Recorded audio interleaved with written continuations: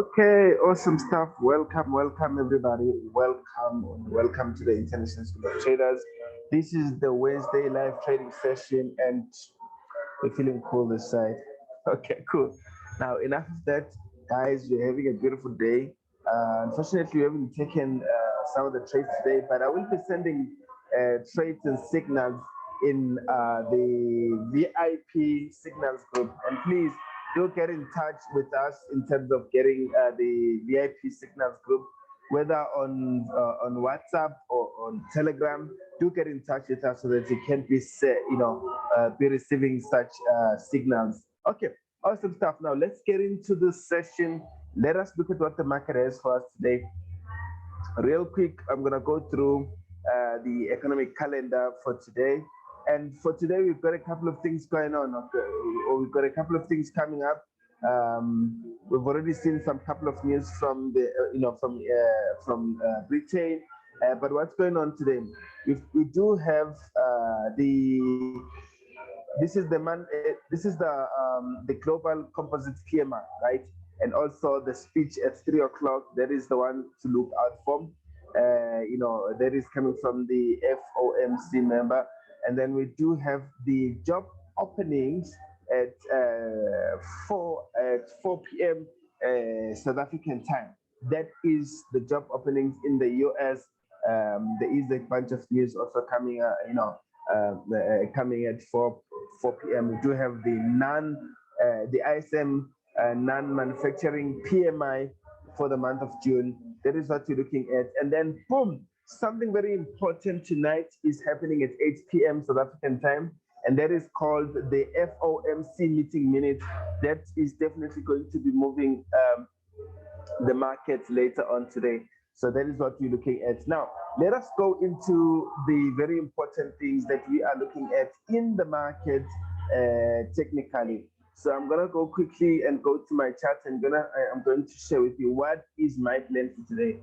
So yesterday we spoke about Euro GBP, which is the trade that I spoke about to say, hey, this is what you should expect. But unfortunately, Euro GBP didn't go exactly to desired price, which was 0.86107. I think it only changed direction from just around the 0.86, excuse 0.72. So just a few pips miss, but it's okay. The market is continuing towards the downside, but I'm still gonna hold, and wait. Not really hold, but hold on to this analysis and patiently wait for the market to reach this level. If it doesn't, then I'm gonna be okay with it. Just looking at what's going on.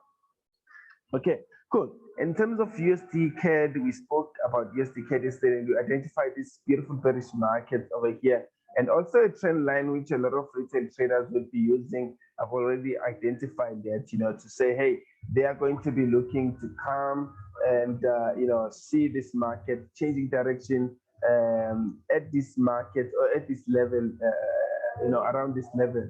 But this is where I believe that when markets come down later on today or maybe tomorrow, we'll come to a point where possibly people are going to be coming here, buying and buying and buying, and then they will be kicked out. So the market start coming down to these levels, and then they forget, they start selling, and then the market continues to the top side. So this is a very big trade, if it does happen in this particular way. But I believe that the market has already changed direction. We are looking to see if the market is going to continue towards the top side. So that is a very important one, right? That is USD CAD. And then we do have some other things going on also. I want to see what's going on here. If your drawings. Okay, cool. We do have a couple of things going on. What's going on? What's going on now? Why is this thing so slow?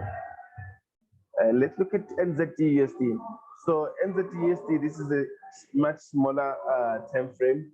Let's look at it in a much bigger time frame. Let's say 4 hours to be exact. So on GBP, on NZD-USD, this is what you're looking at. There's two possible moves that are going to happen here, right?